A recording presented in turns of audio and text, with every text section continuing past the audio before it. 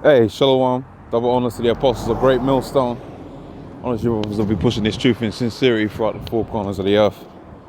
We'll try a little something now. The screen recorder.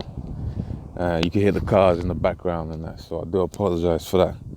But without much further ado, I wanted to go into this article right here, pretty much going into showing you that the situation that you have out here, especially out here within the Euphrates, the Middle East and all of that could very easily, and is gonna, turn into an all-out World War III.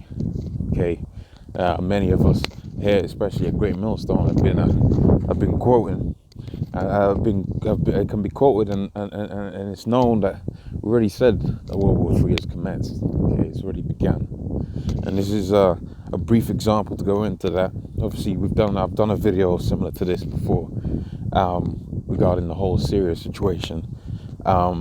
Also, too, you had a few, things happening out here with Iran. Saudi Arabia is switching side now. That was big time news. Okay, that was big time news because as far as the West is concerned, especially America with the OPEC nations, okay, with the OPEC conglomerate of nations where you had oil sold in dollars, and predominantly it was Saudi Arabia, basically propping up the dollar. Okay, they was basically propping up the dollar, and that's pretty much not null and void now. Okay, that's no more. They still got the thing going on, but these different investors out there within Saudi Arabia, they're looking for the new big dog in the house. And with the rise of Russia, okay, the rise of Russia with Vladimir Putin and all of these guys and all of these cats, you've seen a shift towards a Eastern global market, okay, which is gonna which is gonna bring about the demise of the dollar and all of that. So let me get into this a little bit. Okay, like I said, I've done a video like this in the past, but I use this as a premise, and we can see the different ways that this war. But really, this is one of the different ways this war is going to begin, man. And we already said it's already begun, because you can see in here a whole bunch of dudes is throwing grenades at each other. They're shooting guns at each other, and they're all over the side. You got America shooting, doing what they're doing, so-called fighting terrorists or whatever. You see everybody's fighting against each other. Okay, so it says a conflict in Syria is often referred to as a civil war, meaning conflicts between the citizens of the same country. That's how you know a whole bunch of people are retarded, because that's what they'll say. They say that the Syrian civil war, but it's not a civil war. Okay, it started off as a civil war. Okay, you had the people out there within Syria. They wanted to topple off the government, because you had two, was it Sunni and Shia Islams. Okay, and you had a minority ruling over the majority. Okay, you had a conflict of ideas. Okay, it started. So it goes on. It says it certainly started so of Syrian citizens. They took to the streets in 2011, right, to demand democracy and corruption, etc., etc. Okay, so it says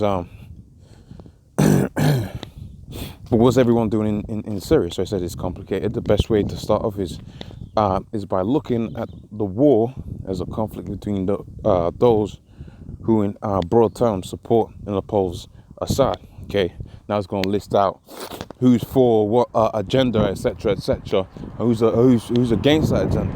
All right. So it says that Russia, right, carries out airstrikes to provide political support to the UN. So therefore, Syria, okay, Iran. Now that's important, because you got the Iranians involved in it. Okay, and it says it provides armed military advisors and reportedly combats troops. Right, Hezbollah, Lebanese Shia movement, right, sent thousands of fighters. Okay, and then you got Shia Muslim militia. All right. By Iran for Iraq, by Afghanistan, etc., etc. Okay, then you got the folks on the other side, right? You got some other geezers on the other side. So you got Turkey involved in there. Okay, you got the Gulf Arab states. Obviously, you got the United States in there involved, and then you got the Jordanians. All right, and it says what each one is providing all of this, that, and the third. Right. So then goes on to say, the term rebel is used to describe a huge and diverse array of fighters. No, and that's Esau with his news speech. So you never really know who he's talking about and what he's talking about when you're listening to the so-called Western media and that. And that could be very confusing. Okay, so it goes on to say, and some of whom cooperate with jihadists like from Hayat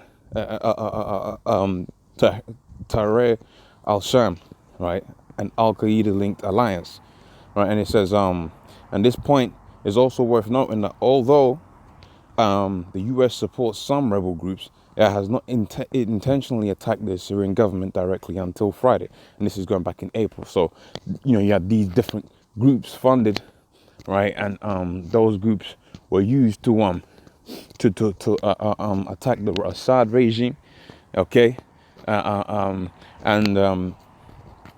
really up until April of this year, a couple of months ago, you really have a direct attack by the United States. Okay, so let's carry on here.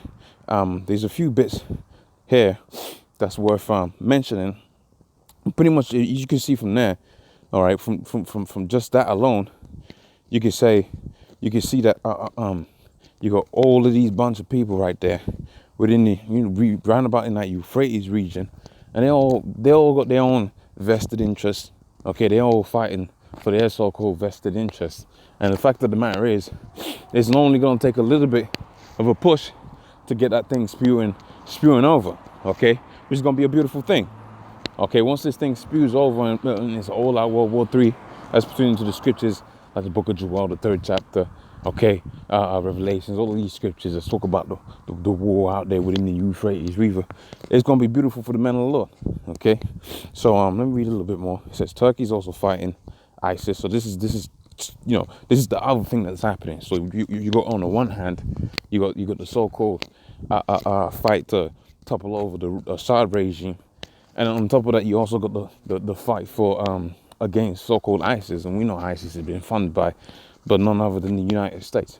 So it's all a big mess. It's all a whole complicated mess, but it's been done that way so the serfs, okay, the people that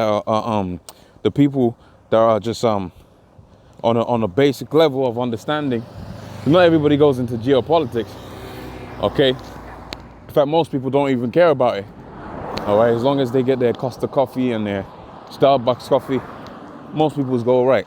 Fact of the matter is, okay, the geopolitics and proxy wars that are being played out, and the complexity of these different situations is going to be used as a means of toppling over governments and basically going into war, okay? And a lot of people ain't going to know what they're going to be fighting for.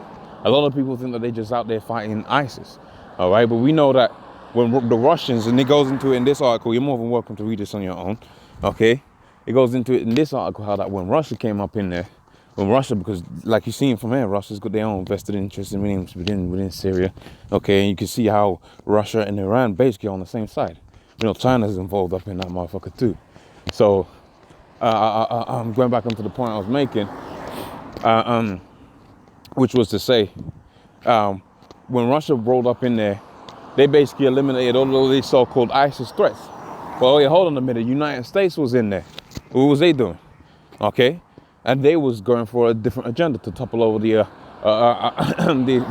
Syria thing, the Assad regime. Okay, all right. So I mean, this whole thing is crazy out there right now.